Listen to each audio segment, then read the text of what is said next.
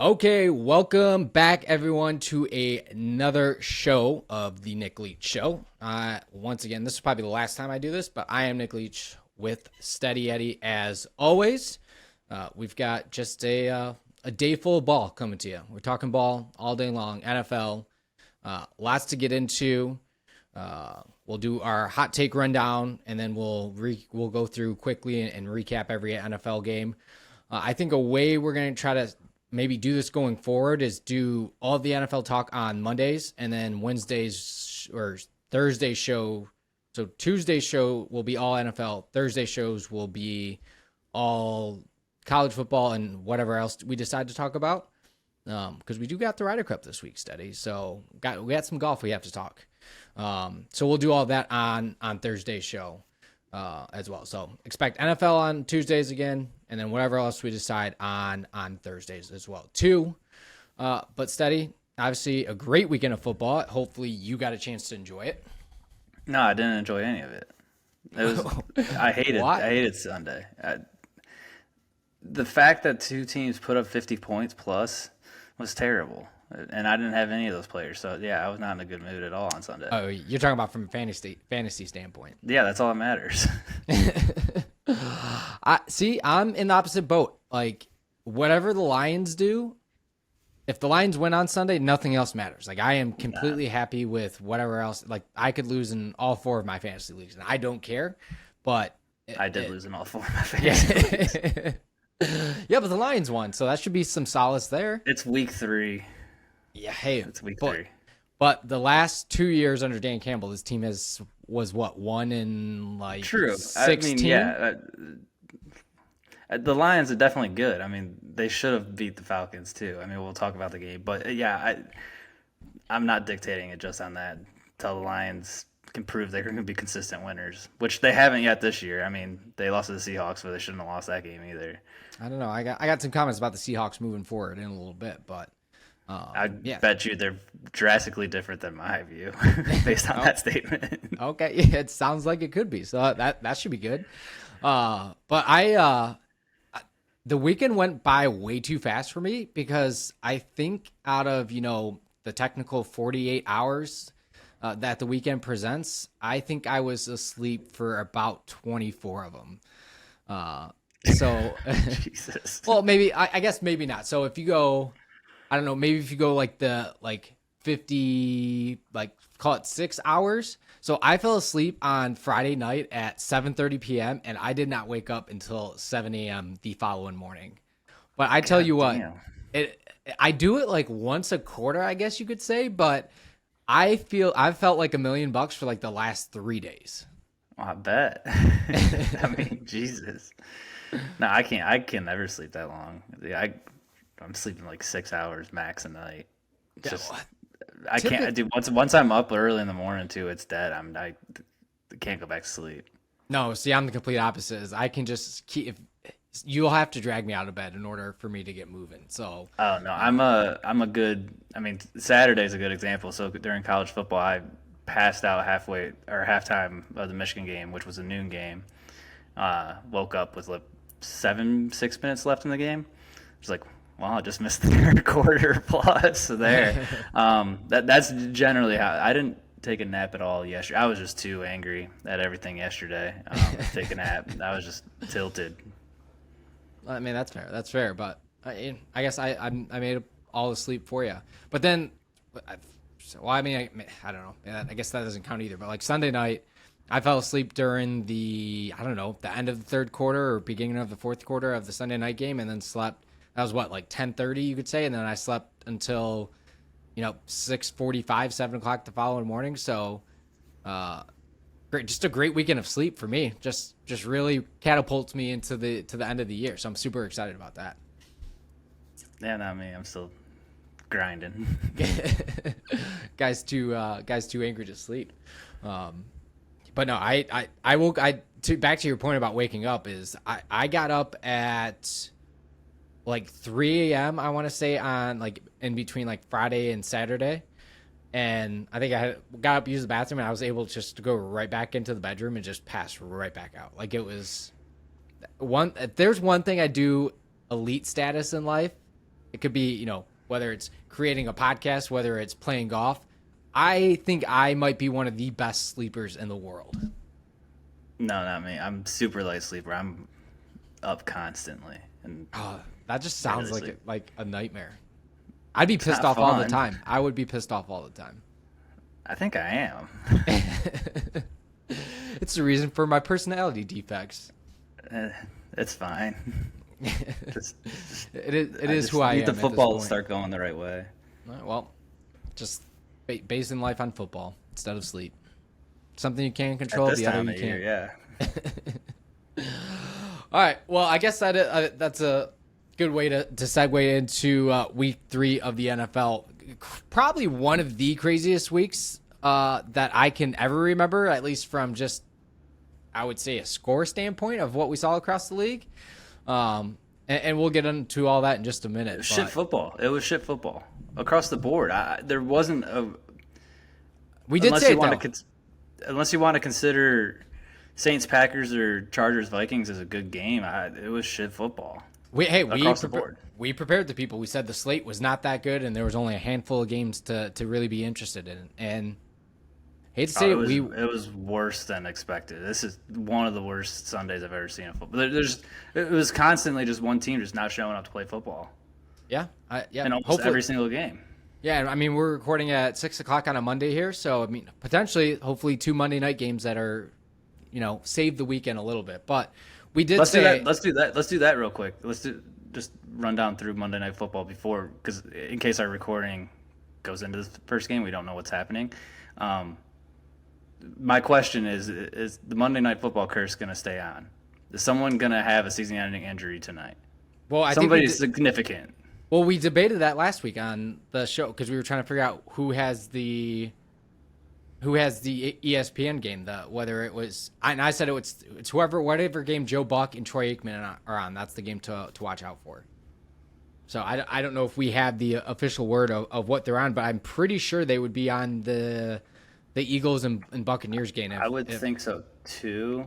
Because that's the one that's being advertised on ABC. So I assume it's their crew that has it. But let me go to his Twitter and see if he's said anything. The guy hasn't tweeted since fucking August. Since the beginning of August. Yeah, I mean, he's going on 0 dark 30 for his football season. He's like LeBron James when it comes to football season. He just shuts off the entire season. Just mentally prepares for the slate that is Monday Night Football each week. Oh, there's got to be a way to figure this out quickly. Probably not, because they're both being advertised by ESPN and ABC. I think this was our conniption last week as well. That's the problem, is that I would assume. Well, what channel was he on? See, like the problem is I stream these, so I don't understand. They're all through the ESPN app, so like I don't really remember what was on ESPN and what was on ABC. Yeah, see, that's just too much research I did not put into this episode, if I'm being completely honest with you.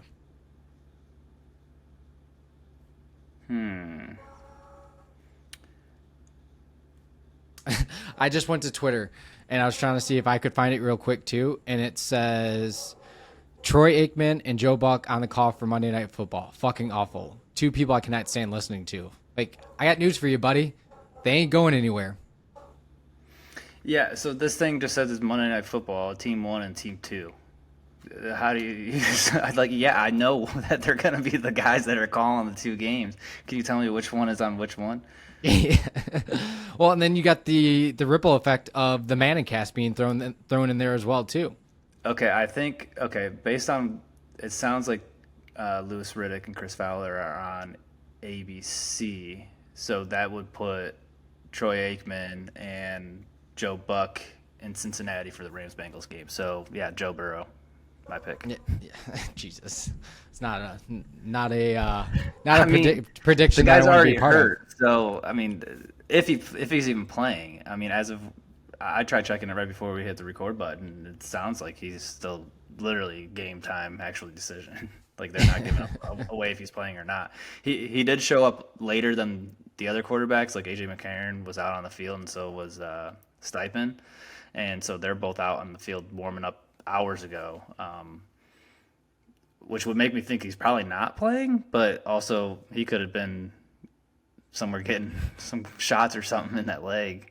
Who knows? Like, the NFL's crazy like that. So, I mean, I'm going to say if Joe Burrow plays, something bad's going to happen to him. He's going to be out multiple weeks. I don't think it's going to be anything terrible like Aaron Rodgers' Achilles. But I don't know that he should have been playing at all this year at this point. I think the Bengals would retract doing that if they're already 0-2. Why would you even risk it? But if he doesn't play, then I'm going to say it's going to be broken tonight. No one's going to get hurt. Fingers crossed.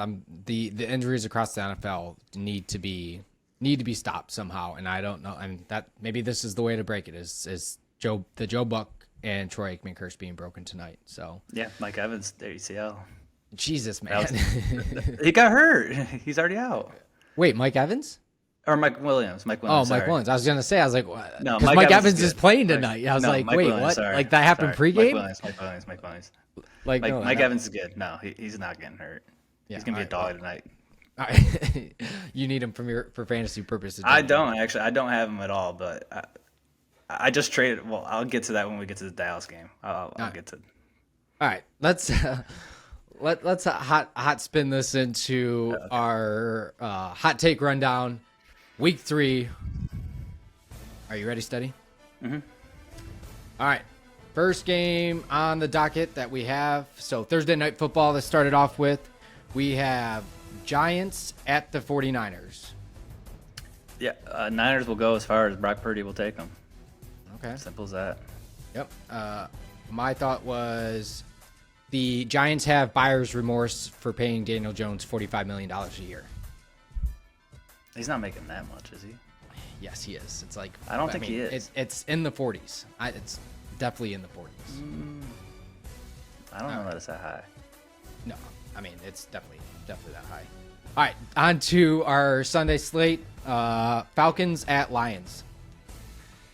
It was get on track game for the Lions. Easy win. Kind of very similar to what you just said. The rookies will determine how far this team actually goes for the Lions. All right, Titans at Browns. Browns 27, Titans 3. The Titans are actually bad, and Tannehill won't be the starter very much longer. I said the whole Titans roster is washed up. All right, Packers 18, Saints 17. Derek Carr is clearly the best quarterback that the Saints have. And without him, this team is not good offensively. Mine was the Saints are definitely not winning the Super Bowl. I disagree, but all right, Dolphins 70, Broncos 20. Dolphins are lame. That's my statement. I'll talk about it later. Mine is start the fire sale in Denver because it is bad. What can you say about that game? I mean, honestly. There's a lot, but that needs to be said. All right, Chargers 28, Vikings 24. Pretty much what you just said. I think Kirk Cousins will be traded. Mine was Kirk Cousins. You are a New York Jet. All right, New England 15. Or sorry, excuse me. Nope, not that game. Yeah, New England 15, Jets 10. I forgot they even played this weekend. Mac Jones is the Grayson Allen of the NFL. Bills 37, Commanders 3. The Bills are fake good. Okay. Mine was the Commanders were a really fun team in weeks 1 and 2. Texans 37, Jaguars 17. AFC South is up for grabs and might be the most competitive division in football. The whole NFL world might have been wrong about the Jacksonville Jaguars and Trevor Lawrence. Colts 22, Ravens 19. Ravens running backs can't stay healthy. Mine was, where did I write this down? Whoops. I've completely forgot about Jonathan Taylor. Seahawks 37, Panthers 27. The Seahawks have zero defense. the Seahawks should not be slept on. They can score points. We've got Chiefs 41, Bears 10. Taylor Swift has taken Deion Sanders' spot as my number one most hated in sports right now. The Bears had sparks fly in the news this week, and their defense is as good as blank space. Cardinals 28, Cowboys 16. No team has ever been this much overhyped as the Dallas Cowboys. Hot seat Mike McCarthy. I'll add on to that. Add Dak Prescott too. Yeah. All right. Steelers 23, Raiders 18. I think the Steelers could push the Ravens for the division. I kind of had a double statement here, but I wish TJ Watt was a Detroit Lion, and the Steelers defense might be the best in the NFL. Even better than the 49ers. Definitely better than Dallas's now. All right, that wraps up our Week 3 hot take rundown. Forgive the pauses in there. I did not organize it the correct way, so I was jumping around. We live and we learn. I can only be better next week. So, all right, we're going to jump back in and recap all these games, starting with the Thursday night game first, which was the 49ers 30 and Giants 12. I mean, this was probably exactly what we thought was going to happen. Not very competitive, and it kind of set the tone for the rest of the NFL for the week. Yeah, I mean, the Giants, they have no run game without Saquon. Like, it's absolutely impressive how little run game they have without him. I mean, he's got to be on the field. That just makes it even more surprising that they wouldn't pay the guy. Like, you don't have anyone behind him, and you use him for 95% of the snaps on offense that have any involvement with the running back besides blocking. So it just blows my mind that they weren't able to, or weren't willing to pay him to start with this offseason, and then clearly you can't run that team without him. They still don't have a good wide receiver. I don't understand why they're not using Jalen Hyatt as much as they probably should. I mean, the guy was the best wide receiver in college football last year, and you're just not showcasing him at all. It just doesn't make any sense to me. And then, I mean, the 49ers are just so good, too. I don't know that any of what I just said would have mattered in this game, but it still would have showed some life into the Giants. Like, Brock Purdy was able to do whatever he wanted offensively, and he didn't even have his best game ever. He just didn't turn the ball over, throw it to the other team. And the combination, the 49ers didn't have Ayuk either. Yeah. He didn't have, arguably, I still think Debo's their better wide receiver, but Ayuk's playing like number really one good this year. start. Yeah, he's a really good wide receiver. Without him, it didn't look like it hurt at all. Like, they have superstars all over that offense. As long as Brock Purdy's not throwing multiple interceptions, he can probably throw one a game, and it's not going to kill them. They're still going to have be right into the game, even if it's the other team scoring points against them. But that offense is just rolling. I mean, I don't know if there's any stopping them. Agreed. I don't know if there's anything that the Giants could have done to beat the 49ers this week because they are that good. But I think kind of in the same breath of what you could say what's going on with the Chicago Bears this week and Justin Fields is like, or I guess all season long, is the best games that the Giants had last year is when Daniel Jones was running the football, and it brought a different dynamic to that offense. And that has not been there so far through 3 games this year with them. And I get like we can sound like hypocrites saying that too, of what we talked about with Anthony Richardson is like, all right, well, the more you're going to run the football, the more likely you are to get hurt. But in some of these offenses, these guys are just going to have to figure out. I mean, Lamar Jackson has figured out a way to run with the football and slide and get down in time.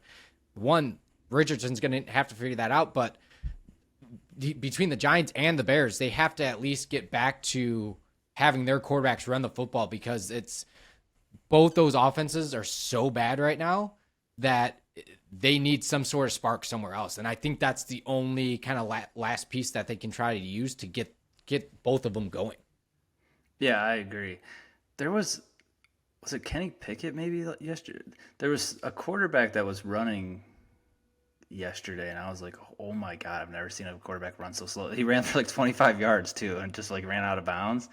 I can't remember what game it was that I was watching. I'm looking back and I'm like, none of these guys really stand out as being slow. But yeah, I agree. I mean, Daniel Jones got to be able to run the ball. You have to have some kind of mobility as a quarterback in today's game. Maybe that was a college game I was watching.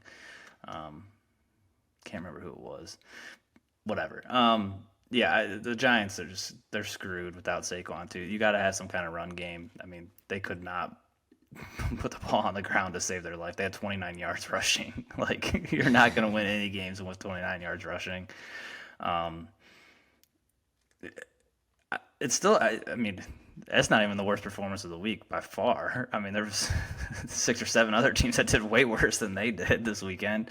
And the 49ers, I think, are the best team in football right now. I mean, through 3 weeks, they've looked unstoppable. And including the Monday night games that we're recording beforehand, none of those teams, I think, are anywhere near the Rams level through 3 weeks, even the Eagles. So it's really just, can they stay healthy?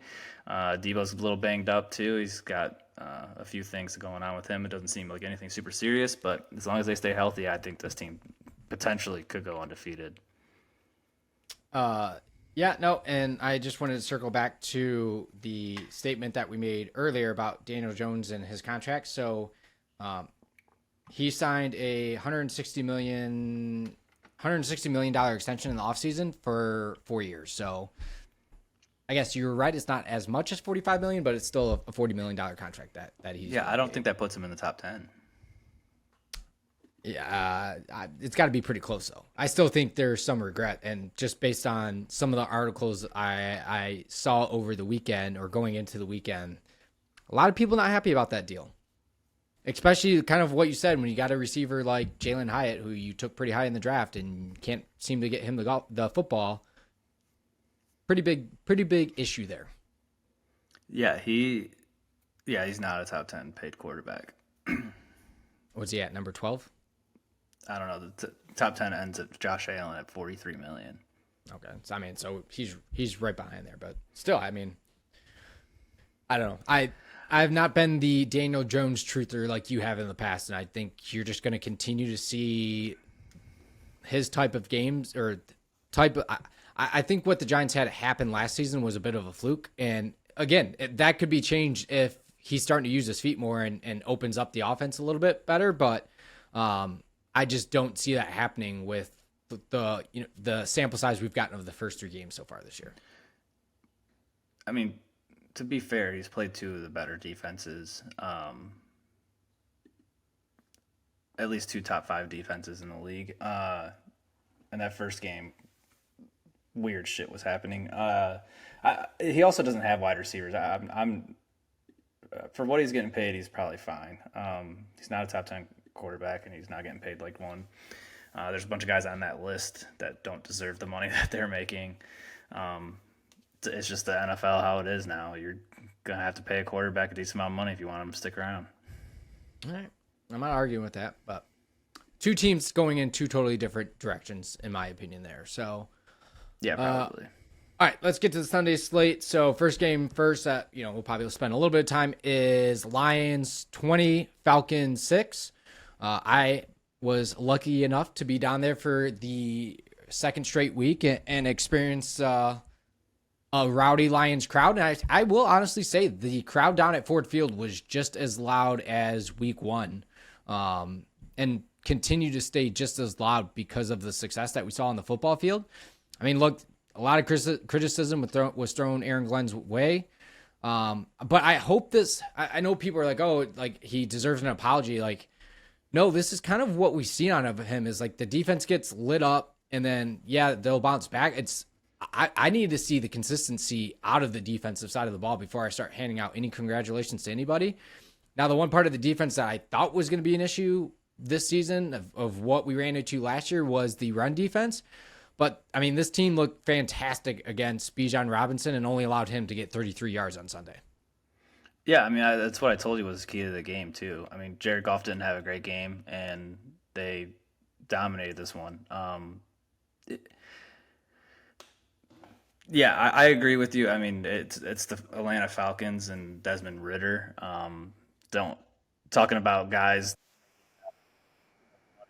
on a rookie deal, probably making too much money for the NFL. He's not a starting quarterback in the NFL. I don't think we'll see him be a starting quarterback going forward um, after this year. And but yeah, if they stop the running, so the defense looked great. But can they do it against teams that actually have a pass first Offense. offense? Yeah, that aren't trying to shove it down your throat. They kept the ball longer than the Falcons, and I told you that was a key to the game. And so I mean, yeah, you got to be happy if you're a Lions fan. Hopefully they can continue to do it. You got a way better team that you're playing on Thursday Night Football. You got to prepare for, and so hopefully they can do the same thing. Probably more of a pass happy team, especially with Aaron Jones out.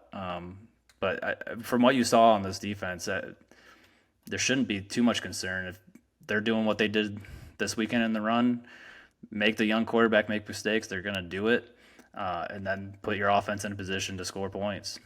Yeah, and to the point of too is this was a defense too on the back end that you didn't have C.J. Gardner-Johnson and you didn't have Kirby Joseph, both out due to injuries. Gardner-Johnson obviously going to be out a lot longer, but Tracy Walker looked fantastic on the back end. And again, this was a guy that was a starter on the defense last year. So no surprise there. It's kind of he said, he's like, if you stay ready, you never have to get ready. And he proved that. Actually could have had 2 interceptions on Sunday. And then Ifeatu Melifonwu came in and played great in that backup role for Kirby Joseph as well too. So, great to see out of guys that essentially weren't starting this year. And then Isaiah Buggs kind of filled a huge gap in the middle of the defense there for some plays that there were some not so good things being said about his whole situation going into the season because he didn't play the first 2 weeks.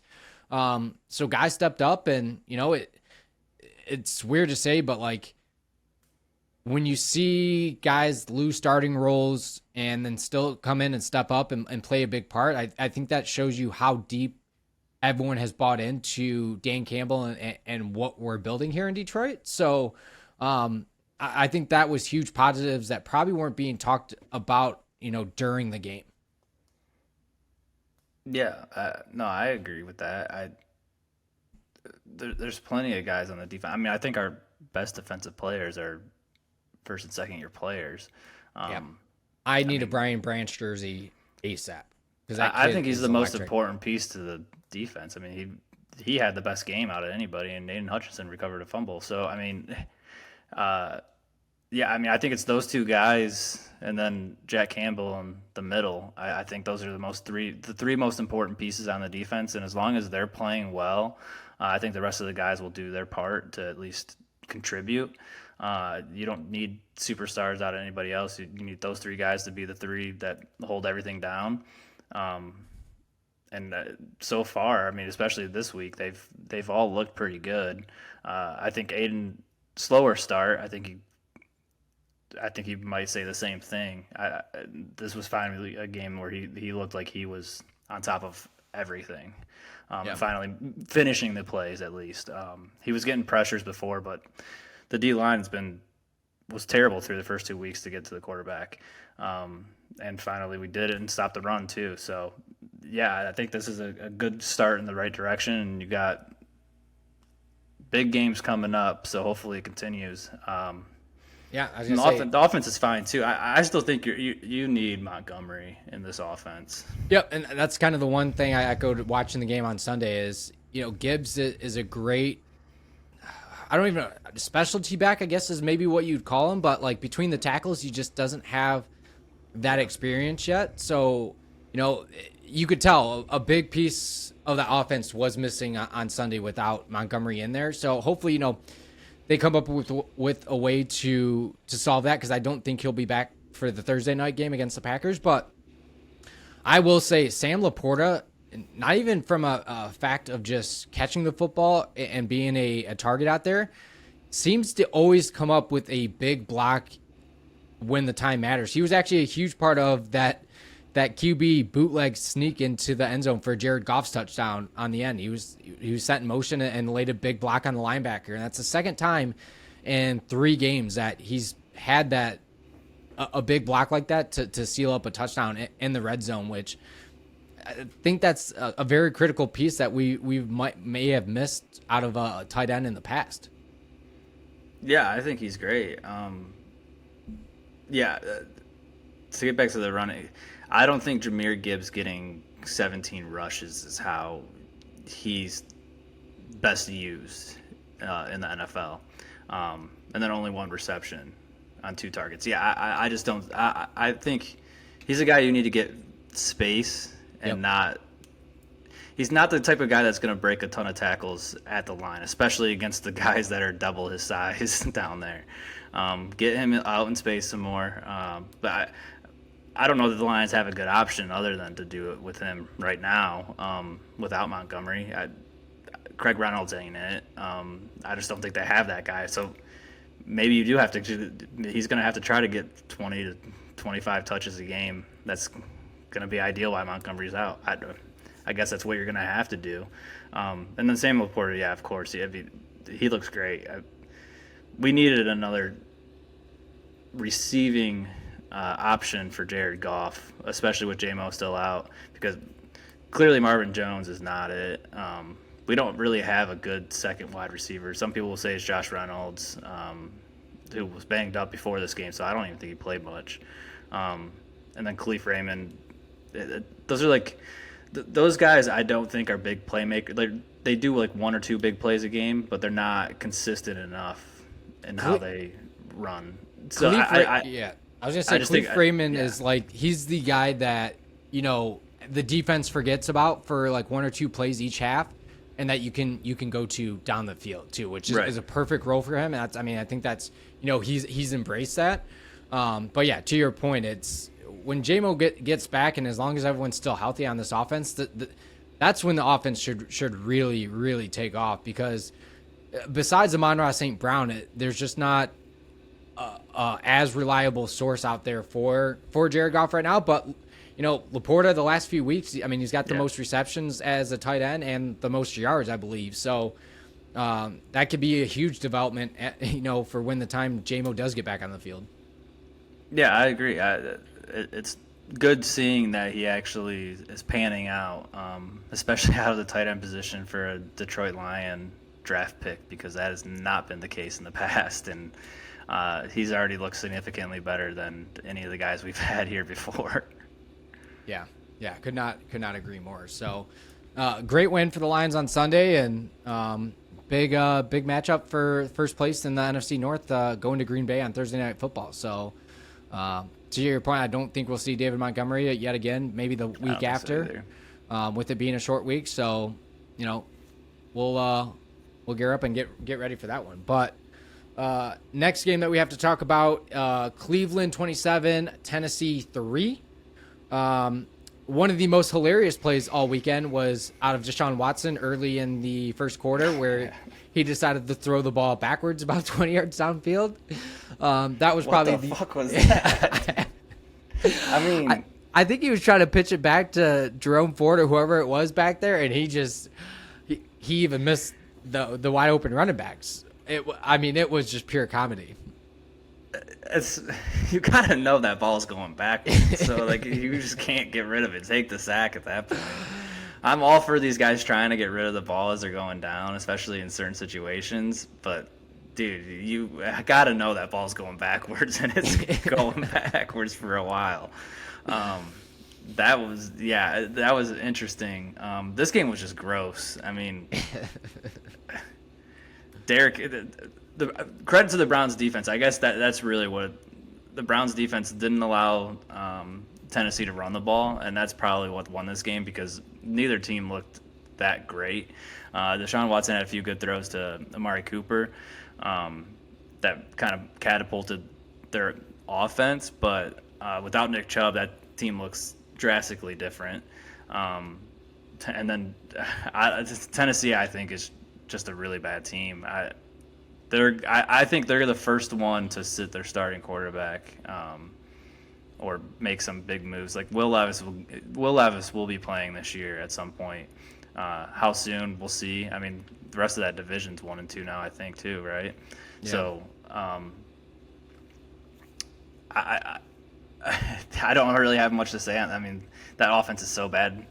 I don't know that anybody's going to save them. They're old now, like you said. I mean, it's all washed-up players. It's Hopkins, Derrick Henry, and Tannehill. It's about the end for all three of them.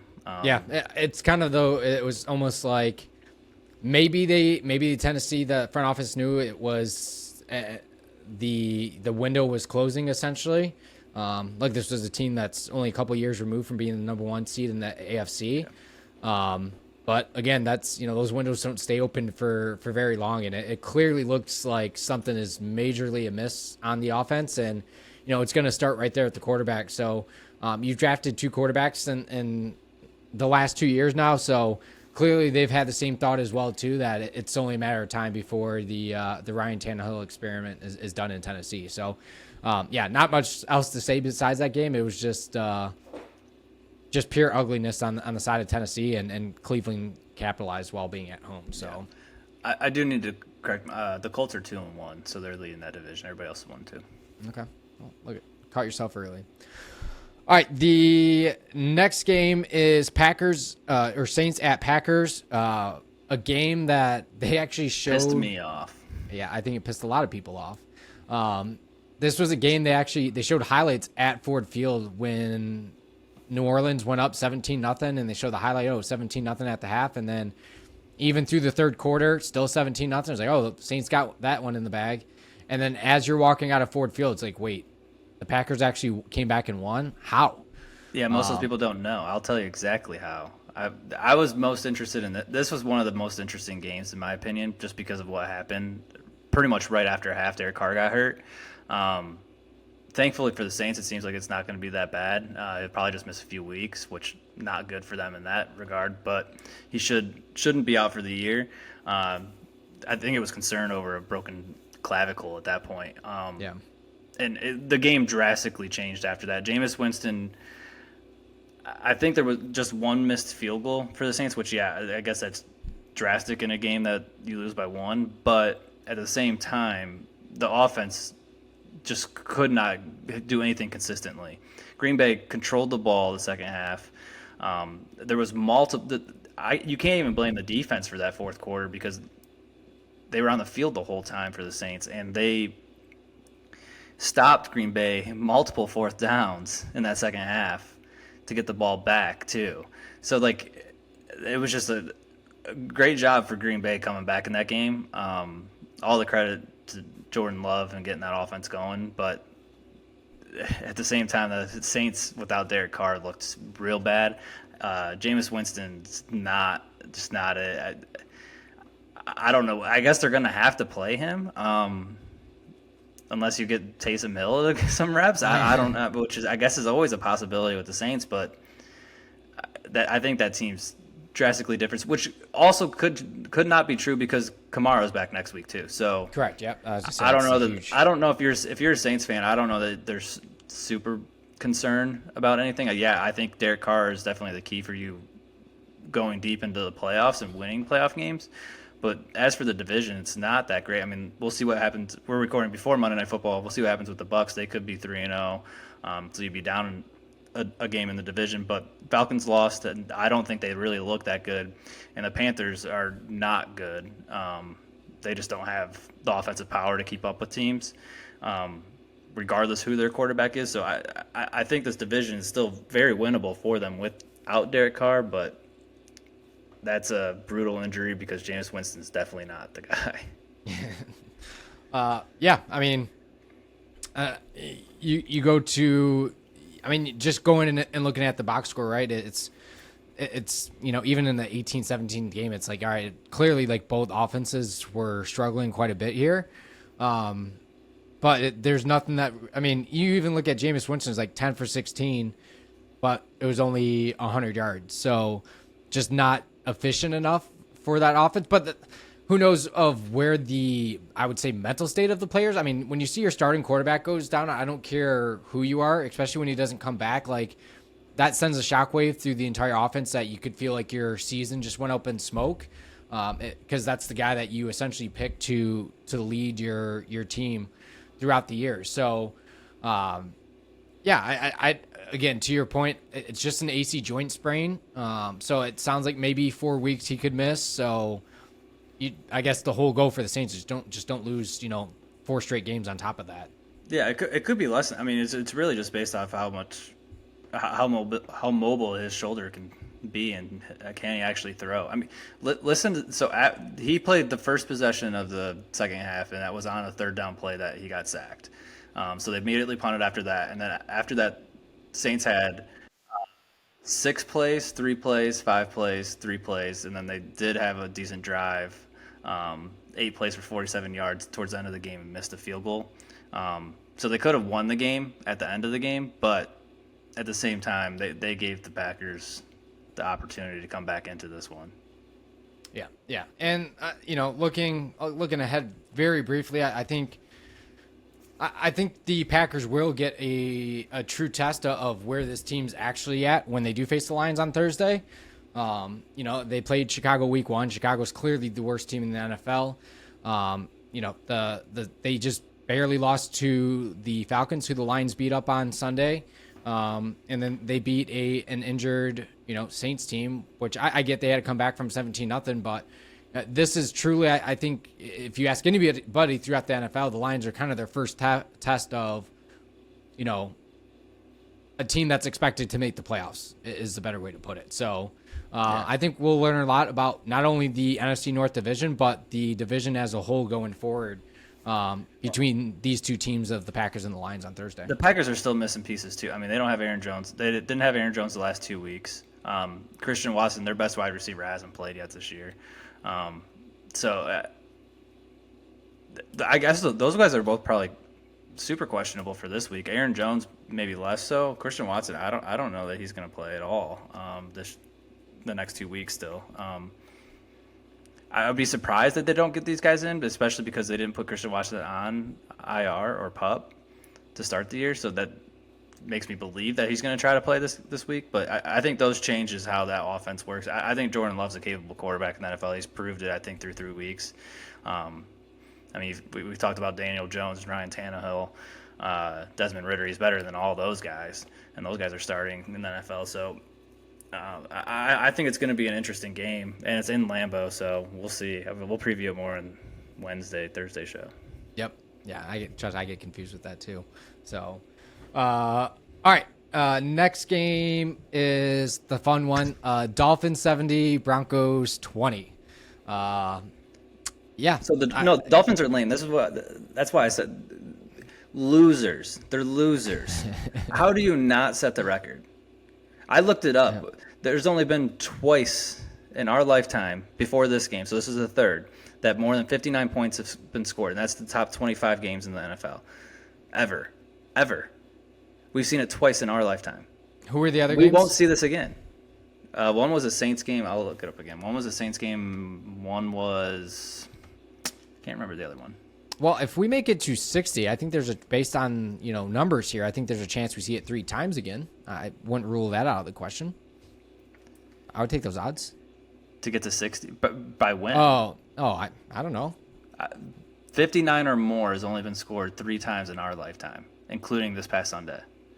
Oh, you're saying we won't have the chance to ever see the scoring record broken again, is what you're saying. I'd say no. So I don't know. Based on the rules that they've made for the NFL moving forward, they only make it easier for offenses to score. So true. So here's the games. It was Ravens in 2019 at Miami scored 59 points. So actually, there's 4 games tied at 59 that we've seen. So I'll do by 60. We've only seen it twice. So 60 points have only been scored twice in our lifetime. So that goes back to 1993 for people that don't know how old we are. The Saints scored 62 when they beat Indianapolis in 2011, and then this game. 70 has only been scored 3 times total. Once in 66, which was the record. Washington beat the Giants 72-41. What a fucking thriller. Wish I would have had the over on that game. Jesus. Listen, there's 10 total touchdowns, 3 return touchdowns, 4 rushing touchdowns, and only 3 passing touchdowns in that game. That's insane. There's like 3 passing touchdowns. But and then the other one that scored 70 was the Rams beat the Baltimore Colts at the time 70-27 in 1950. That team scored back-to-back weeks 65 and 70. They beat the Lions and the Colts in back-to-back weeks in 1950. They scored 135 points in 2 weeks. It's elite level status right there. So yeah, I don't think that we're going to see that anytime soon. I get that rules do change and potential for doing more. So even if you do 59 points, there's 4 total games. 1 in 2019, 1 in 2012, and 2 in 2010 that had 59. So the odds are very against somebody getting close to 70. Yeah. Again. But if you think about what you just said, though, in the last 13 years, the scoring has only gone up since then. Is kind of the way that I'm hearing that is. Teams are because even in the top 25 games that I think I'm looking at here, there's only been 6 of them. In the last 13 years? Well, I guess if you go back to 2010, yeah. Yeah, I mean, just the way you phrased it made it seem like it's happening more and more versus, that time period between the 60s and, let's say, early 2000s. I just don't know that somebody's going to get to 70. I mean, 59 that's 2 more scoring possessions than 59. Well, here's a little plot twist for you. This Dolphins offense plays 15 or 14 more games this season, so there's a chance because that's how good this offense is. Not to mention they didn't even have Waddle in this game. Yeah, I know. All right, let's see. I'm looking at their schedule right now. Based on the defenses that they play. Okay, yeah, this was probably the only one. But this, a lot of people said the Broncos defense was one of the better ones going into this season. They've been bad this year, though. They've been bad. I mean, Washington put up, 35 on them last week? Yeah. So, I mean, they haven't been good. I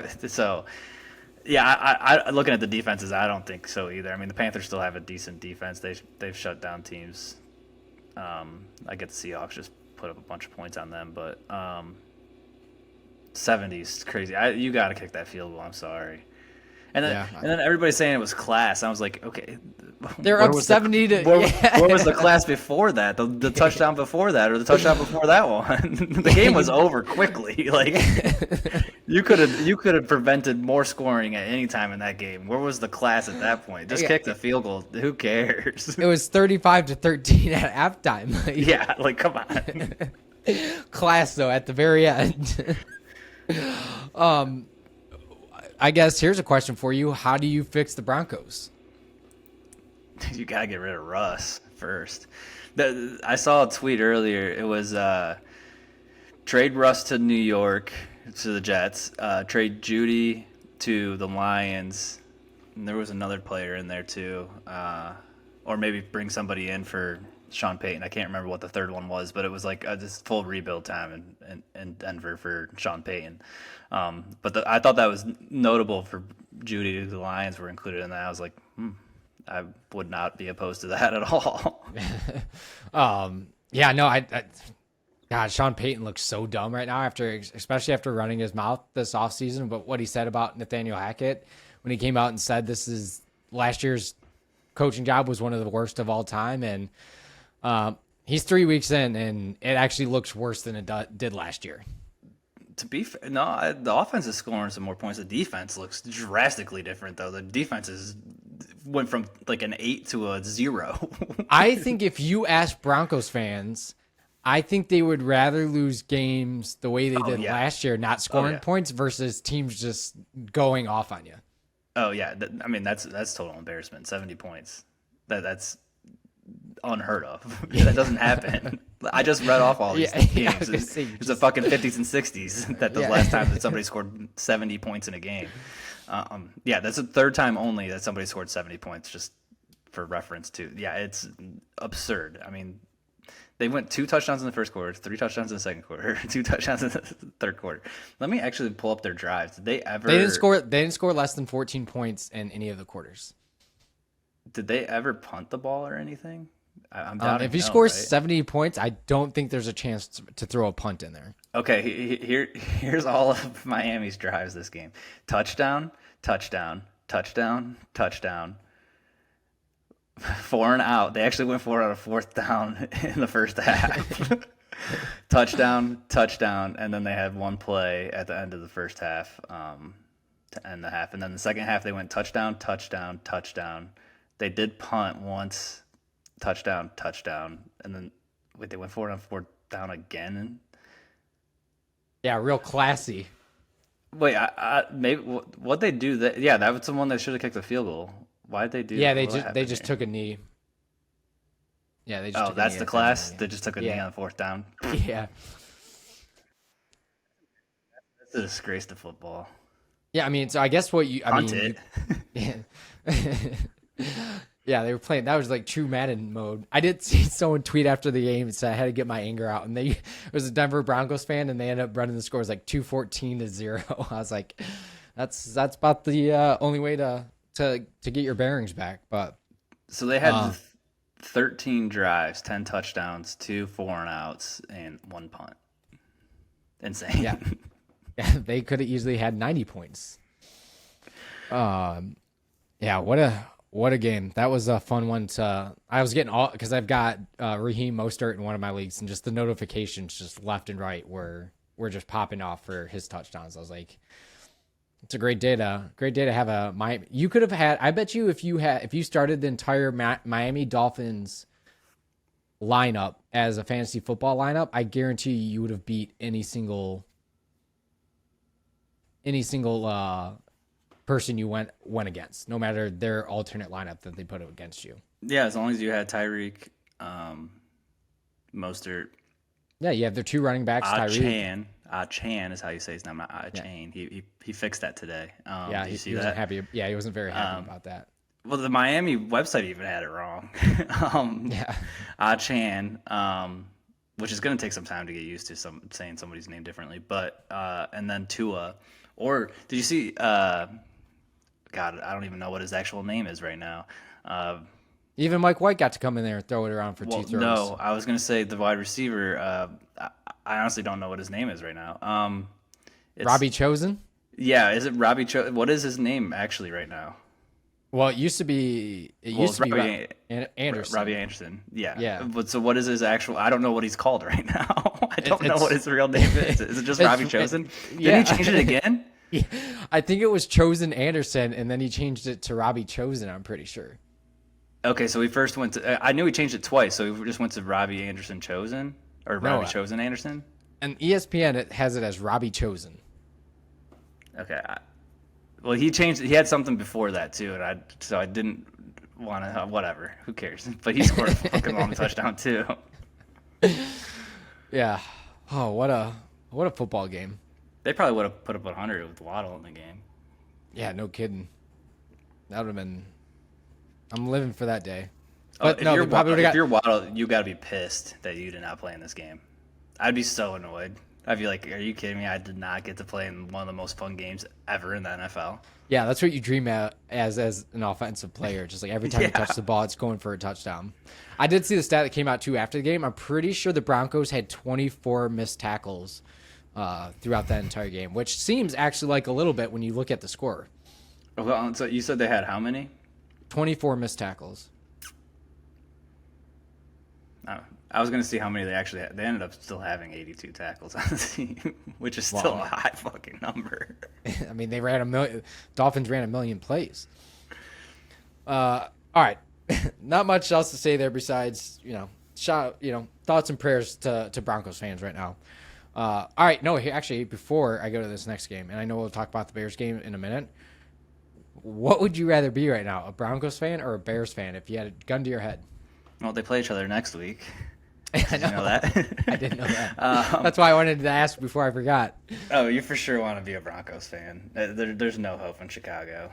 That All team's right, so bad. The Broncos have at least showed life a little bit this year. I mean, I get it. They didn't in this game, but the first two games were decided by one possession. They lost the first two games by combined 3 points. The Bears it's a disaster. It's a disaster.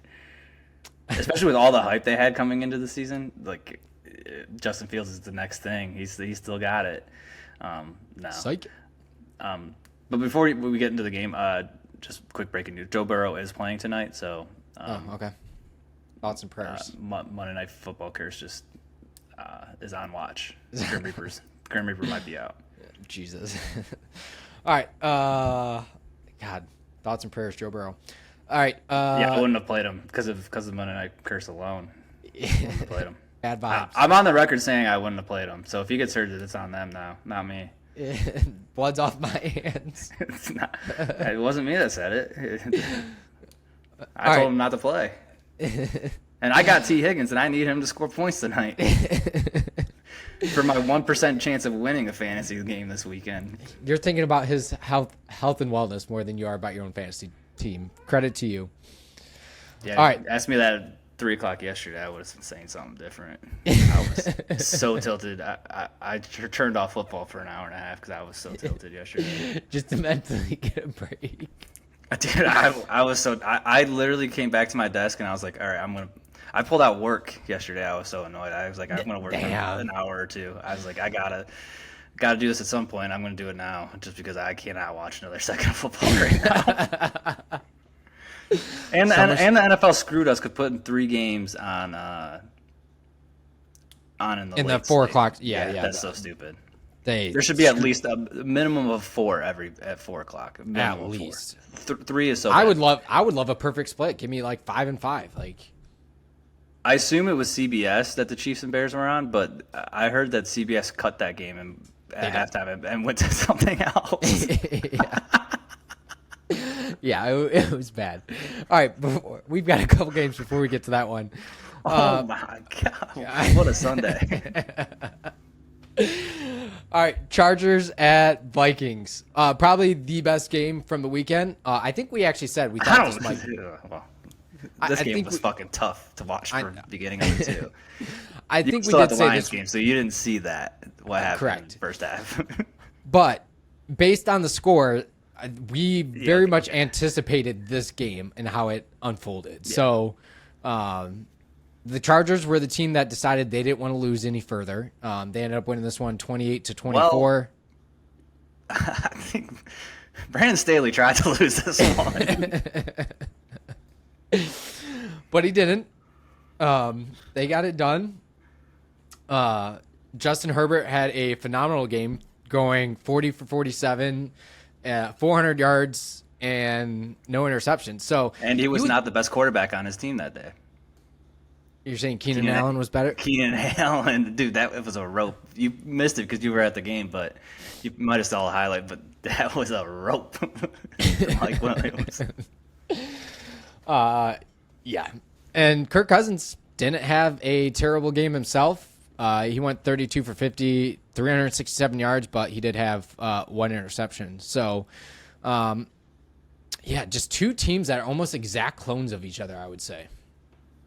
A lot of weapons, good quarterbacks, and each one just wants to see who's going to actually lose the football game each week.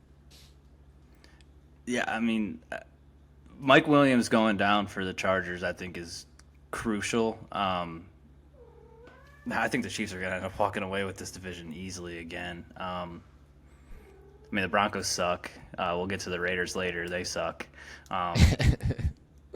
And the Chargers they want to lose games so bad every game. It's impressive that they're in this situation every week. They just signed Derwin James is the one that got a big contract for them, right? And then no, are you talking about the J.C. Jackson situation? Oh, J.C. Jackson? Yeah, the one that has a warrant out for his arrest. Oh, does he? Yeah, Derwin James did get extended, and then J.C. Jackson was a healthy scratch on Sunday. After he just got paid too, right? Correct. Yeah, they both got paid this offseason. But J.C. Jackson was supposed to go to court on Friday and didn't, and I think now there's a warrant out for his arrest, which why he was a healthy scratch on Sunday. So, big money being paid to the defense, and I was just What I don't Sandy. understand, what I don't understand is how can't they just arrest the guy? Like, you know where he is. I know. It's one of those warrants where it's like if you run into the guy, you'll arrest him, but it's not like one of the manhunt ones where you're gonna go to try to find him. At least that's my. I mean, you're the law guy. Yeah, you should so know yeah, better than. they're just trying to get him to turn himself in. I get it, but Yeah. but I phrase that correctly though, right? It's just one of those ones like, hey, if I see you, we'll take you in. But yeah, I don't do criminal law, so I don't know the technical terms for each of them. But yeah, there's, I mean, that's why they always run your license when you get pulled over to see if there's anything active for you. That's really what they're doing. That's the only reason they're taking your license back to their car. yeah, I've heard a few people getting taken down to the county jail for that instance. So Yeah, broken taillight. Sorry, dude. You got a warrant for your arrest. You come with me. yeah, tough way to go in. Yeah. Like we weren't looking for you, but we just happened to run into you this week. Well, that's the other thing that kills me with these people is like, okay, hey, you probably know you've done something wrong that could have an active warrant against you, and then you're going to drive a car that's half broken down and gets stuck on the side of the road, and hey, a cop just happens to be wanting to help you, and hey, what's your name? Oh, let me look your ID up real quick, and boom, now you're in jail. It happens all the time. Do you think when that happens for a cop, you think that's like finding a golden ticket? It's like, I wasn't really looking here for it, but I just happened to get one. Probably annoys them. I think they're like, dude, I'm just driving the highway right now, just like, oh yeah, because they gotta go fill out. Yeah, now they gotta yeah, I'll do that paperwork. Yeah, and they're gonna have to be the ones that go to court if anything happens on how they got arrested. Yeah, I think that's a pain in the ass for them. I think they would ideally not want that situation. Both people just having a bad day. The cops and whoever's getting arrested as well. Yeah, I agree. Well, all right, guess back to football. Yeah. I mean, credit. Alexander Madison had somewhat of a decent game. Ran for 93 yards. Justin Jefferson continues to be an absolute beast, and it's Keenan Allen, 18 receptions. I was gonna say Keenan Allen had this was like vintage Keenan Allen type game. And he had a passing touchdown. Yeah, not to sound like too much a dick. Like I got Mike Williams on one of my fantasy teams here too, but like that's your kind of a bit of your concern if these guys are catching the ball a lot is the last couple of years, one of these two guys have always gotten hurt, and unfortunately it happened to be Mike Williams this time around, and his season ending with a torn ACL. So I know they got kind of Josh Palmer, but I think Quentin Johnson might be the kind of go-to guy for on the outside. Josh Palmer has always kind of played that slot role. So yeah, I think Josh Palmer's role doesn't change, and I think you try to swing Quentin Johnson into that into the Mike Williams role. I would assume that's their thought process on that as well. They didn't have Eckler in this game either, and they could not run the ball either. So yeah, Josh Kelly, 11 carries, 12 yards. Didn't look good. And he looked good last week without Eckler too. So clearly they need Eckler because Josh Kelly's not going to be consistent at all. So I do got Isaiah Spiller. I drafted on my dynasty team a couple years ago, just sitting there. If he gets some action, watch out. I wouldn't be open for that. Eckler's probably back next week. Yeah. But Quentin Johnson, I mean, that could be huge. I mean, rookie out of TCU, that could be huge for them. I mean, he's we've seen some flashes of him early in the season, and looks pretty good. And from what I've seen the first couple weeks. Yeah, I think it'll be fine. I say that he's only had 5 receptions for 26 yards. Yeah, but how many? He only had 3 targets in this game, and he caught 2 of them. Yeah, I mean, not a lot. He hasn't been playing a whole lot, but he's gonna have to play now. I mean, they don't really have anybody else. He's gonna play the Mike Williams type role. I mean, at least he's got it. Maybe you see Josh Palmer play some of that, at least for the next week or two, while they get Quentin Johnson. Maybe he's just not up to speed on everything, transitioning to the NFL, but he's got to be the guy. I still think the Chargers are going to score points, especially if they get Eckler back on the field. I'm not super concerned about them, but from that aspect, but them trying to win games, I'm always going to be concerned because that's just I think that's just ingrained in that team's culture. It's like we're going to try to blow this as much as possible, and we'll see what happens in the last 3 minutes of the game. It makes for entertaining football, I will tell you that. Yeah, and then the Vikings I think their season's done. Yeah, sell it.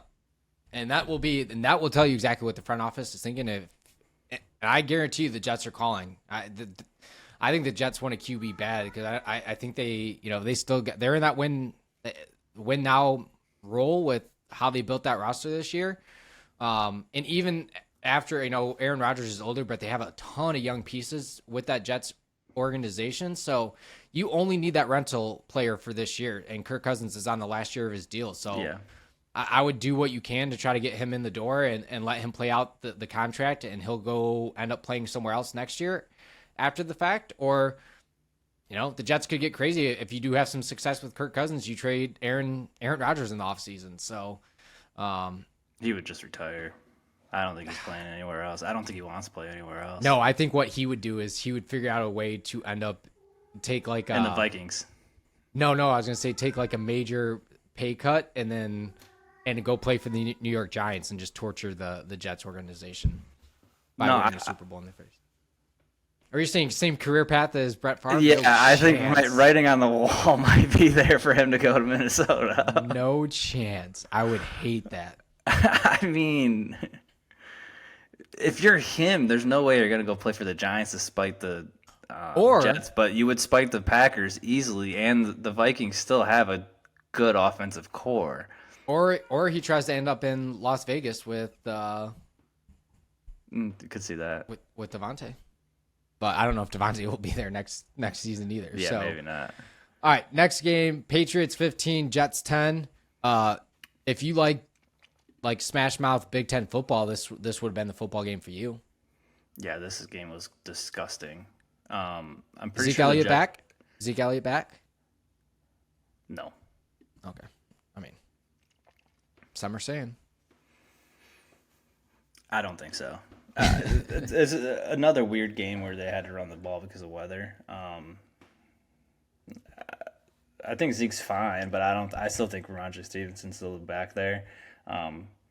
Why the Jets don't want to try to run the ball more is beyond me. Maybe they just can't do it. But Zach, you got to get the ball out of his hands. Like, you just can't let him throw the ball or make any decision. I just cannot believe they have not gone out and try to sign anybody else. There was reports that Carson Wentz and Matt Ryan have both reached out to them. They have. That has to be better than Zach Wilson.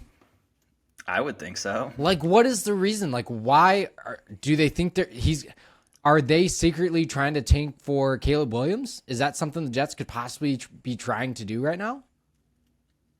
They got a lot of competition. They're trying to do that. Agreed. Again, Bears, I think they have that locked up. Probably. I mean, the Bears have 2 first-round picks that are going to be top 5. Both those teams are 0-3 right now. So, whew. But you got to get a quarterback. I don't know.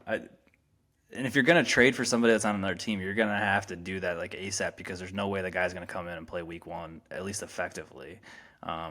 He's got to be able to learn the playbook somewhat. So it's going to take a week or 2. And you're just, at this point, you're 1-2 already. And you got Miami, who's 3-0.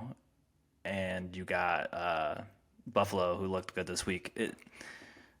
I think Jets season's over. I mean, they're not making the playoffs, regardless what they do, I think. But you apparently don't want to try.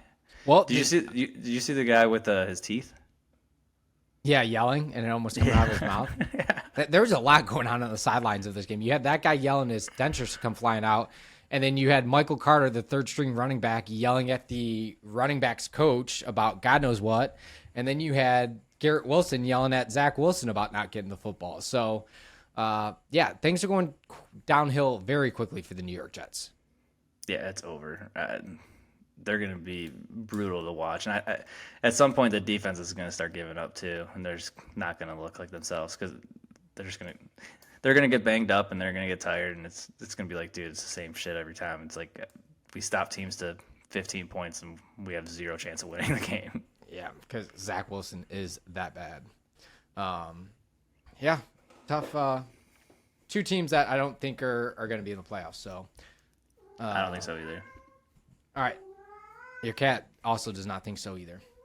All right. Next game, we've got Bills 37, Commanders 3. Not much to say about this game here, but the Bills are the Bills like to play bad teams.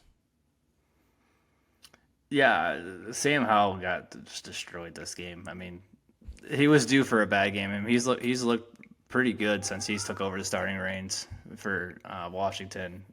He was definitely due. I mean, one of the worst interceptions ever. They were inside their own 10, maybe even inside their own 5, and he just tries to lob one over a linebacker. A linebacker just grabs it right out of the air and just walks into the end zone. That was like the patented rookie interception that you see happen at least once or twice this season when you got this many young guys playing. And if I'm remembering correctly, that was his last interception in that game too. So he tougher. I mean, I'm still interested in what the Commanders will do. I think the team's pretty solid. I just think it was time for them to have a bad game. I mean, he got sacked 9 times. Yeah, I mean, that doesn't help the situation either. I mean, you're not winning any games if your quarterback gets sacked nine times, Nope. Regardless of the 4 interceptions. But yeah, and Buffalo looked good. I mean, Diggs, I think, finally had like his big breakout game for the year.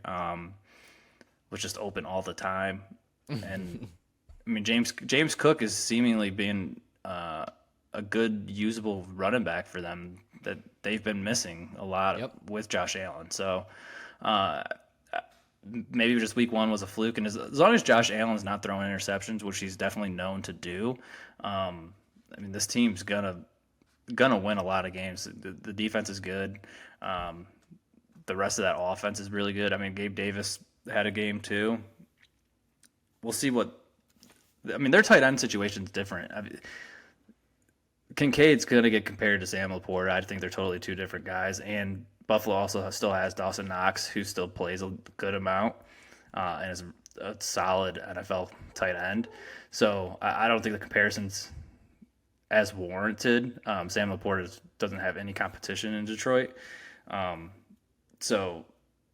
the Bills have plenty of offense to go around, and they're going to be scoring points.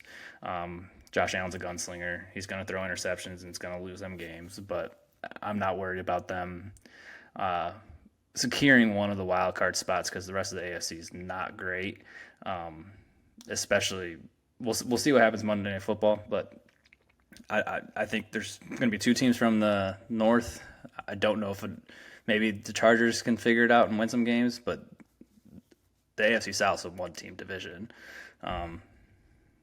And outside the Dolphins and their division, they got nobody else to compete with because, like we said, the Jets are bad, and so are the Patriots. Yeah, it'll be there's not really much else to say about that game. It was somewhat close, I guess you could say. I think it was. I think the the Bills only had a 16-0 lead after halftime, but things quickly got away from them in the fourth quarter. So. All right, next game, probably one of the more shocking ones I'd say on the weekend is Texans 37, Jaguars 17. 2 guys that we talked about last week on the show, CJ Stroud and Tank Dell, at least for this week, look like a pretty good 1-2 punch for that Houston offense. I think CJ Stroud's a good quarterback. He's looking like the real deal, actually. Yeah, I think, not to say or jinx this, but I do have. I got to remember who the other teams I have in the parlay, but I did pick the 8 division winners, and I do have the Texans in one of them to win this division. I think C.J. Stroud's going to be fine. I don't think they're going to want to be in the sweepstakes for a quarterback next year and use the high draft capital for something else or trade back and get a lot more. if they're in that situation, which they might not be. I mean, the Colts are definitely beatable. Titans are definitely beatable, and you just went into Jacksonville and beat Jaguars. So I mean, this division's up for grabs completely. They looked good. Like they actually looked real good this game. I mean, Jaguars couldn't do anything. If you're a Jaguars fan, then there's got to be major concern because did not look good last week against Kansas City, and then you put up this dud, both at home. Real concern after all the hype coming into this year. I don't know what the problem is. Is it Trevor Lawrence? I really had no idea.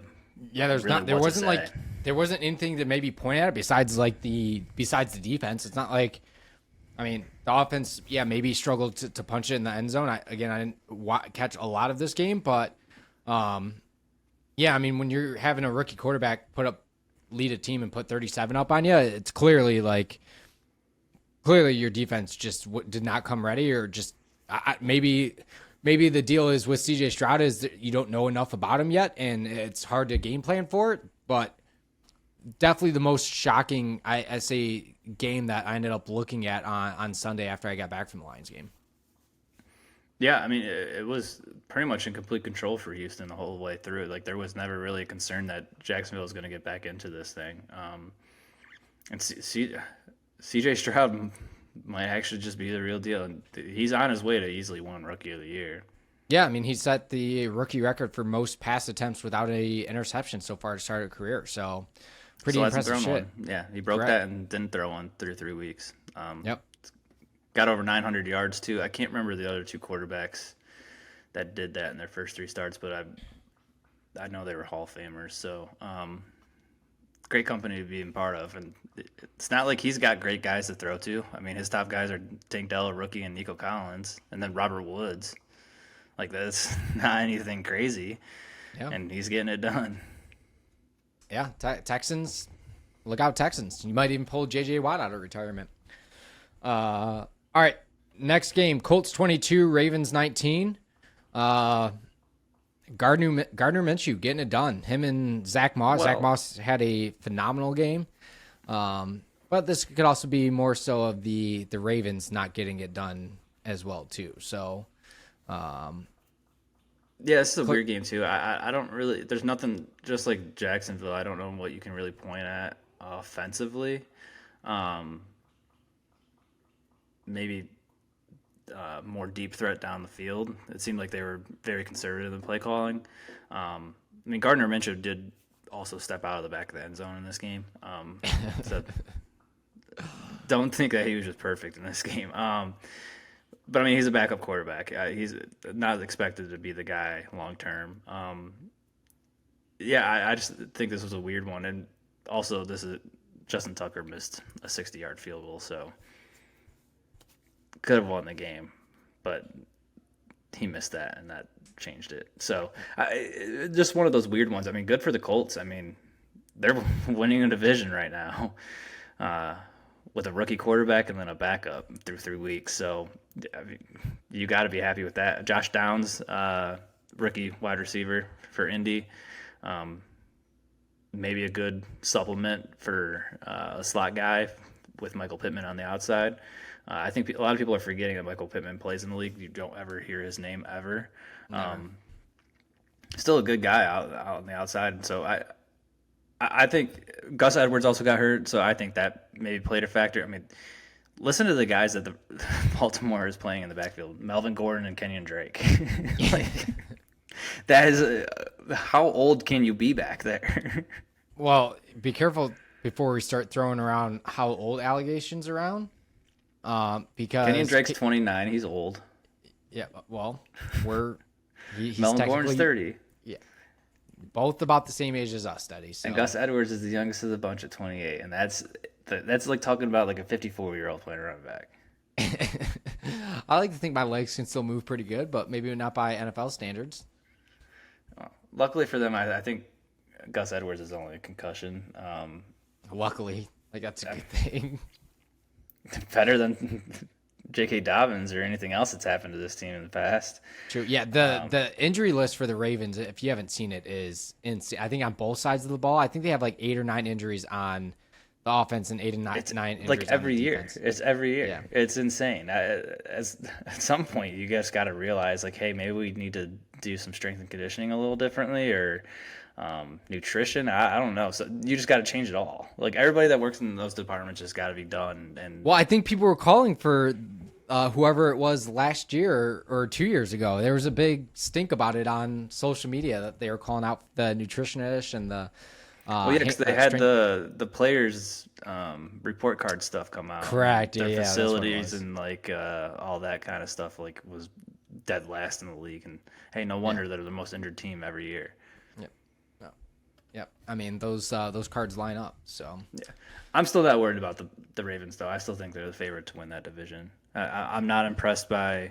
Well, we'll talk about the Steelers here in a second. I'm not super impressed by them either. The Browns either. I mean, we talked about them already against the Titans this week. They're 2-1 as well. So I'm not super impressed by any of the teams in this division. I think this is just a weird game. Also, weather did play a little bit of factor in this one. That was wet there. Should they have lost to the Colts? No, but I'm not gonna hold it over their head for the rest of the year just because of this one. all right. 4 games left here. We've got Panthers at Seahawks. Seahawks 37, Panthers 27. The Seahawks team again, 2 years in a row. They know how to put up points. Yeah, they can't stop anybody though. Andy Dalton should not be throwing for 360 yards. Hey, the Red Rifle still has it, but it is crazy. So I did catch the end of this game yesterday, and so Andy Dalton had 58 passing attempts, and it was his most ever for a career game. I get wasn't a backup role, but to come into the game and your strategy is like, hey, our backup QB is going to sling it 58 times. Again, I get he's a veteran in the NFL and has tons of starts, but usually when that happens, it's not going to bode well for that team. Yeah, I think maybe some of that strategy was just based off last week's game with Detroit and Seattle.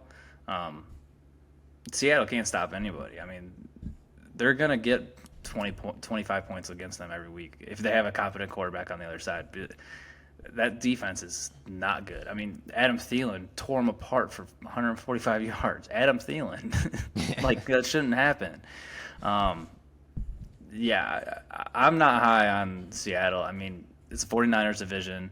I'm predicting people can listen to this after the game's already happened, but I'm predicting the Rams to kill Cincinnati. I don't think that game's going to be close, so maybe I'm wrong by the time you're listening to this. But I think there's 2 good teams out there, and we haven't talked about it yet, but we're about to. Arizona just won a game, and Arizona has not looked that bad through 3 weeks. And how they were supposed to look, they're definitely not the worst team in the NFL, and they were supposed to be like on 0-17 watch. Yeah, and bottom they've of the looked barrel. good. So I'm not super high on Seattle. I don't think this is a playoff team. I think they'll not make the playoffs. But they got a good offense. I think it's a really good offense. Their running game is great. They got pass catchers all over the field, and Geno Smith is still able to do it even after getting paid. So good on them, but they have no defense, and I think that's going to be a problem for them. It's all good as long as Geno don't write back. That Seattle team is going to continue to score points, and they're staying healthy too. I mean, Kenneth Walker's been healthy, looks great. DK I know is a little banged up right now with a rib injury, but him, Tyler Lockett. I mean, there's just so many pieces on the offensive side of the ball that I don't see the offense slowing down whatsoever. So, their games are going to be, again, much like it was last year. It's going to turn into these shootouts, and then if the offense doesn't perform, then probably going to be a tough game for them to win. But if they can continue to score at the clips that they are, they'll compete with anybody unless, you see what happens week 1 when you go up against one of the better defenses in the NFL. So, well, so they're scheduled. They're on Monday Night Football at the Giants next week. Yeah, so I mean, it goes at Giants, at Cincinnati, and versus the Cardinals, and then versus the Browns. I mean, 4 winnable games for them. I guess this could be a team that's 6-1. Yeah, I think they're in good shape. They still have to play the 49ers. Yeah, but I mean, even from the Rams again. Look, there's a chance that you see 2 wild card spots come out of the NFC West. So yeah, I could see that. Would not shock me one bit. I do think it's one of the better divisions, if not maybe the best in the NFL. You know, just 3 weeks in, quick serving size. All right, next game here, Bears 10 at the Chiefs 41. The most talked about story was not even on the football field. It was about Taylor Swift being in Travis Kelce's suite, which I don't care to talk about. We don't have to talk about it whatsoever. No. Props to her, because she did what the Dolphins should have done and shoved it in the Bears' face. The Chiefs were kicking their ass. That last touchdown, the amount of cheering for that game when it was 40-0 or 35-0, and then the Dolphins go out and take a knee instead of kicking the record-setting field goal. Props to her on that, but I'm not a fan of Taylor Swift. I think the Swifties need to stay away from football. I don't like them. That's the nicest way I'm going to be able to put that. Just have no interest in having Taylor Swift be talked about on my Sunday football. Travis Kelce did gain a ton of followers within the last 24 hours. I think you have the number, at least an estimate. It's 300,000, and I'm pretty sure that was just Twitter. I'm pretty sure that's just Twitter. So I imagine his other socials are. So he's going to make so much money off of this. It's insane because of the podcast. Not to even mention how much he's making playing football, but Jesus, that's insane. Like, it's gonna be bad. It's gonna be bad. I saw a post earlier. Someone spelled out what football was, and it was like, all right, you get 4 downs to make it 10 yards, and then you get to do it again. You get 6 points for a touchdown, 3 points if you kick it. And then someone goes, "What's a down?" It's like on a Swiftie thread. I was like, "This is not good. Just stay away. The girls just need to stay away. Just go listen to the breakup music." I mean, they're gonna break up at some point too, and she's gonna write songs about football, and now it's gonna be elite. And all the girls are gonna hate football. No, it's gonna be bad for us. It's bad for us. This is bad. Nope, because my girlfriend's already on the right side of this debate. She sides with you, so. This is bad for guys that have girlfriends that don't watch football, because once this song is written, there's going to be a huge revolt from these girls about your Sundays and your Saturdays. Your falls are over, boys. You're going to go pick apples and drink cider. That's what you're going to have to be doing, grabbing pumpkins and carving them. That's your fall for the future. You're screwed because of this. So you should not be siding with Travis Kelce here. You should say, dude, you just ruined everything for every guy in America, because that's what happened. Oh my God, that might be the best thing you've ever said. I could not agree more. That was very well put. The album after they break up, is just going to be It's bad for us. It's bad. I'm in a good spot, but the title of the album could be fantastic. What's the name of him and his brother's podcast? It's like New Heights or something. Is it? I have no idea what it is. Something like New Heights, or her next album is going to be like, I don't know. It's going to be like a spinoff of their podcast name or something. Well, I was going to say, like, it can't be a number, because she's already had I think a couple albums that are like 1989 or something. It would be funny if that album is just like 87. I think most of the Swifties are actually on board with this, because they're trying to read all the stupid signs, and they're like, oh my God, he's 87, and her favorite number is 13, and it equals 100. Oh my God. It's like, dude, they killed Sunday. Thank God this was a 4:00 game and not a 1:00 game. Well, and the games weren't very good in the afternoon too. So this was true. This essentially was the number one story. But, the one thing, circling back and actually talking about football here, is the Bears are in. I really don't. if Justin Fields is a starter for all 17 games this year, I think there's a real possibility this team goes 0-17 this year. There's no way that they're going to do that because they're going to put in. I forgot they signed Nathan Peterman. God, that's just as bad. No, Tyson Bagent. I don't know if I'm saying that right, but the other rookie. Yeah, he's the one that had the crazy third preseason game. They're gonna want to, I think, maybe just see. I don't know. At some point, maybe you want to just see if you got a viable backup quarterback going into the future because Justin Fields, his season, he's not gonna be there. He's done. I mean, that's so bad. I don't know if it can get any worse. I guess it could get Zach Wilson worse. I don't know who's worse. Is it just who would you rather have? Justin Fields or Zach Wilson? I mean, they're both terrible. I think you have to say Justin Fields just because you've had more of a sample. Like Zach Wilson has a much better offense and weapons around him versus what Justin Fields has. So I think you have to say Justin Fields just from that fact alone. No?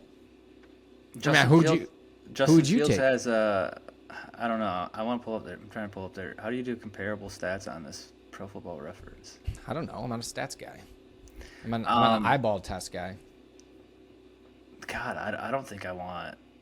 Did you know Zach Wilson in his rookie year led the league in sack yards? Yeah, because the guy doesn't know how to throw the football. He was sacked 10% of the time.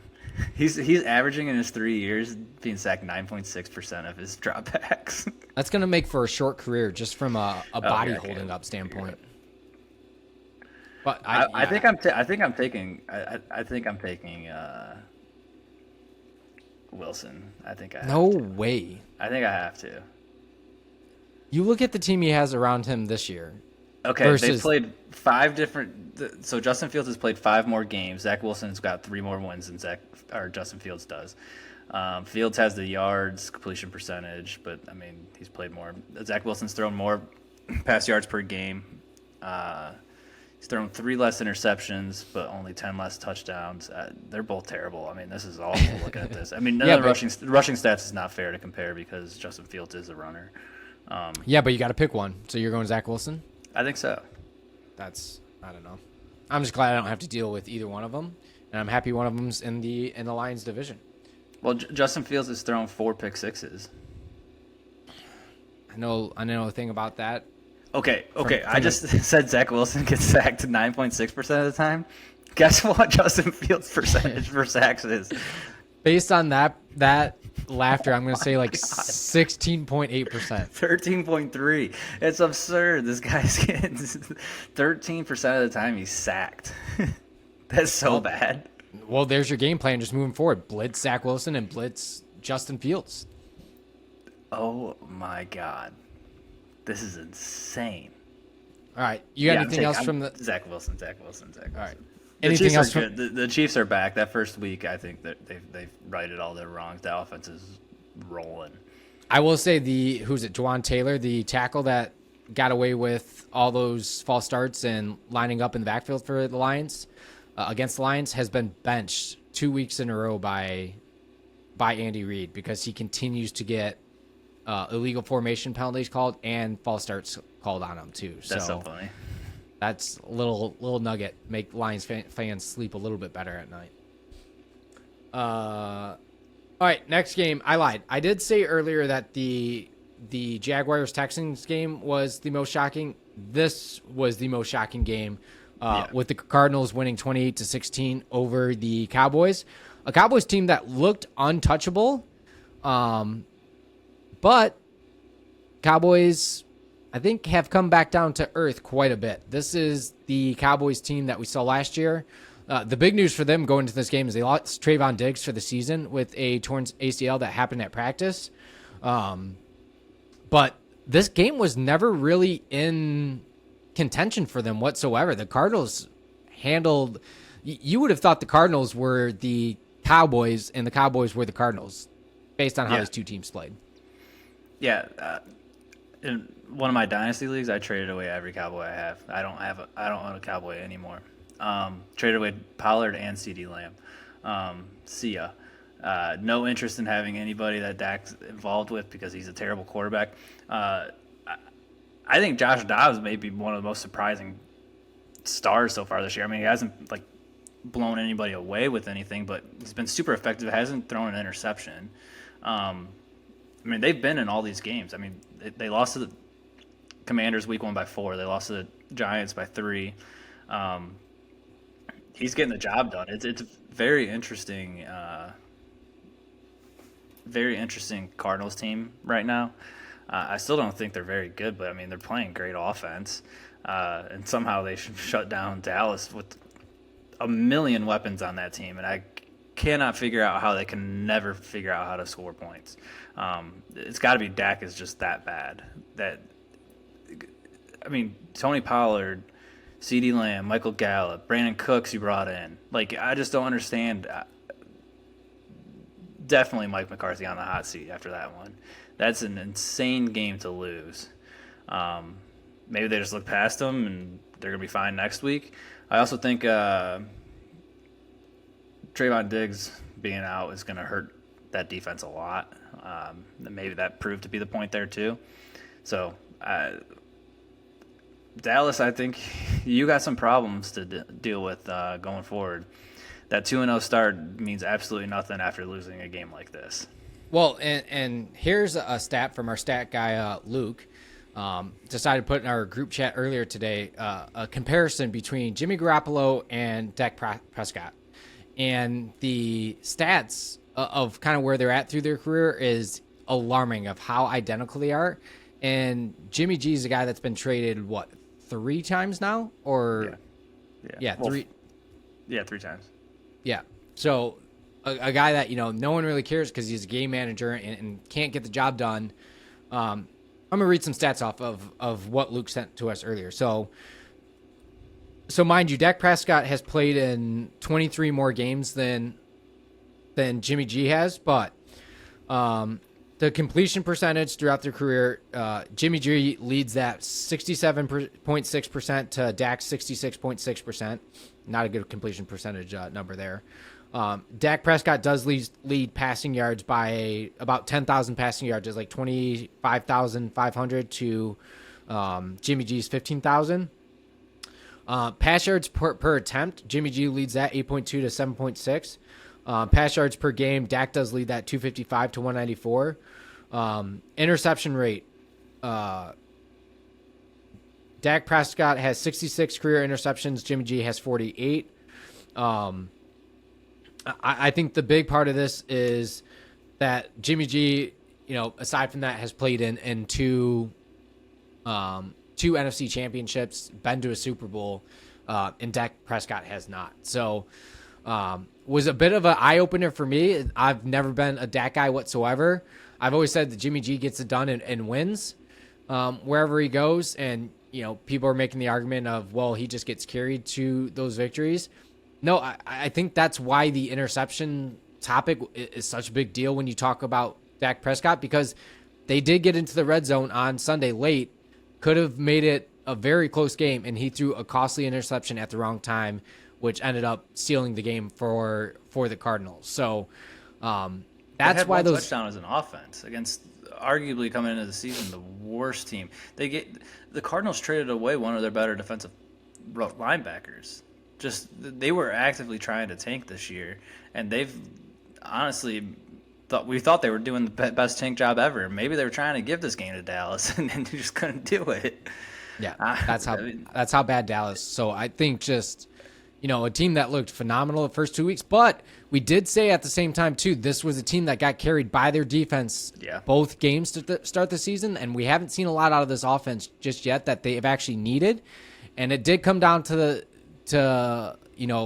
several plays that this offense needed to get going, and there was nothing to be found there. So say what you will about Trayvon Diggs, but your defense was never going to be able to carry you like we saw those first 2 weeks out of Dallas. Like, yes, they will keep you in games, but this has been Dallas's kryptonite the last 3-4 years. Is they've been in games and their offense can just figures out a way to give away the football game. I think it's worse than what the Chargers do. Listen to this schedule coming up. So you're home against Patriots and then at 49ers, at Chargers, home against the Rams, at Eagles. Whew. That's for Dallas. Yeah, it's not easy. It's not an easy schedule moving forward. And you just lost to what, again, arguably people are saying the worst team in the NFL. Yeah, I don't know that that's true anymore. After 3 weeks, I'd probably change that to the Bears. But yeah, agreed. Yeah, coming into the year, I mean, there was almost no question that was universally the worst team. Playing a career backup guy, Joshua Dobbs, as their starter. I don't think they're going to be in a situation if they put together some wins, the Cardinals, but if they get into a situation, I mean, so they play at the 49ers and Bengals, Rams, Seahawks, so probably not. I was going to say maybe think about bringing Kyler Murray back, but at this point, you're probably not going to play him at all this year. I mean, you never know. I mean, you look at this on paper, I didn't think there was a prayer that the Cardinals were going to go out and beat Dallas, and they did anyways. So, yeah, that Cardinals team can't be slept on because they, like you said, they've hung in every single game they've been in, and now they got a win on the board, which just gives this team confidence moving forward. So, definitely do not sleep on the Cardinals. All right, final game, Sunday Night Football: Steelers 23, Raiders 18. Again, this was I would say, probably one of the worst performances I've seen out of Jimmy G in quite some time. He had 3 interceptions in this game, and a couple of the throws were just were like kind of rookie mistakes that you saw across the middle of the field. These two teams, I think, match up perfectly because I think their identities are almost kind of the same. Like, yes, the Steelers defense is a bit better, but I think just two very average offenses going at it, and the Steelers just happen to come away with this one. Yeah, I just don't think the Raiders are a very good team top to bottom. So I don't think they're going to be winning a lot. The Steelers, I could see them winning games. Like, they still got playmakers on that offense. I mean, I get the Raiders have Devontae Adams and stuff too, but I like the Steelers offense a lot more. The problem is they got to get Najee Harris or some kind of running game going. Even if it's going to be Jalen Moore and eventually they could not anything affect. You got to be able to rip off a 10, 12-yard run every once in a while or do something like that. They can't get him to do that, period. I don't know if it's an offensive line, a scheme problem, or if it's actually Najee Harris. A lot of people seem to think it is the offensive coordinator and Matt Canada, but AJ Brown would say the same as well too. Don't know if you saw any of his tweets the last couple of days, but highly offensive. Antonio Brown? Yep. Yeah, well. He was calling him Adolf Canada, so very crazy tweets on AB back in the spotlight. Also a terrible last name for American football. I mean, it's American football for a reason. You have Canada running things. Change your name to Matt. Change your name to Matt United States. You probably should. I mean, Robbie Anderson continues to change his name. Why can't you? Yeah, I couldn't even remember what it was now. Yeah, do it once though, because after you change it twice, we'll forget. The Steelers' defense is still very, very good. Correct. Yes, that's why I would love T.J. Watt. As it's never going to happen, but I'm just going to dream about that. Down the road. This was a fun game because it seemed like the biggest matchup was who's going to have the better game, T.J. Watt or Max Crosby. Correct. And that just is an interesting dynamic in the NFL you don't get very often, where two superior defensive linemen are going against each other and can easily change the game drastically based on who's having a better performance. And Steelers got a lot of other pieces too. Fitzpatrick. Who else they got on their team?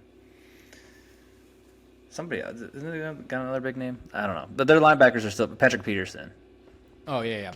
Well, safety. He did make one of the worst attempts at an interception that I've ever seen on the deep ball to Devontae Adams down the field early in the game. I don't know if you saw it or not. I don't remember it. Jimmy G hit Devontae Adams deep down.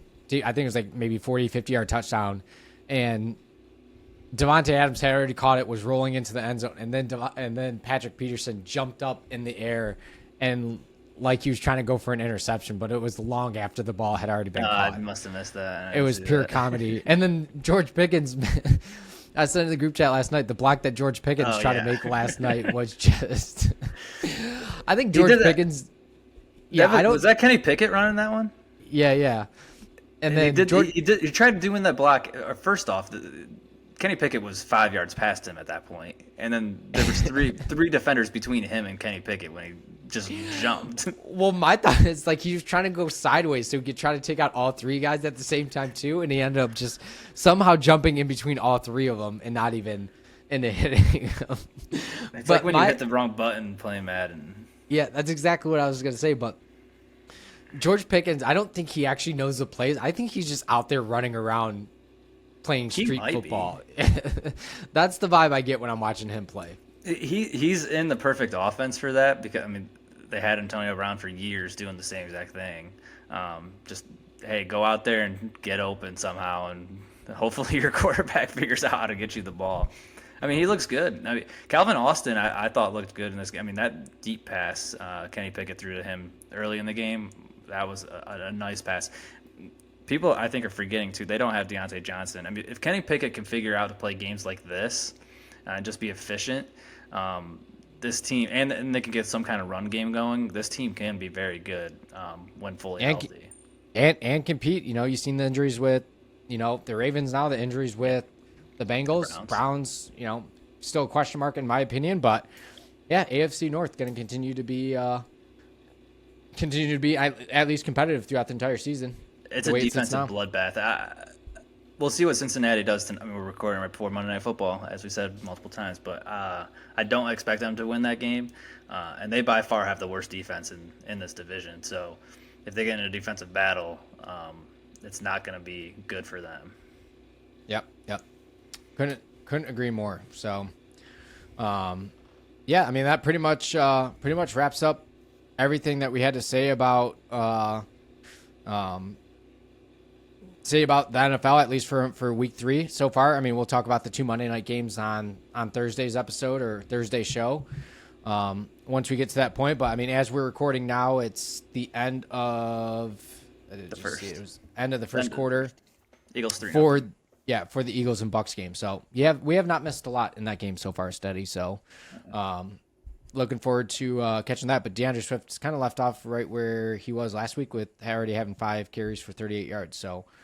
And Hurts can't figure out how to throw the ball. So, yep, it's going to continue to struggle. But, yeah, that wraps up today's show. Again, we will do college football and preview everything for week 4 on Thursday's show. So that one will be even longer than today's show. So we will see you all then.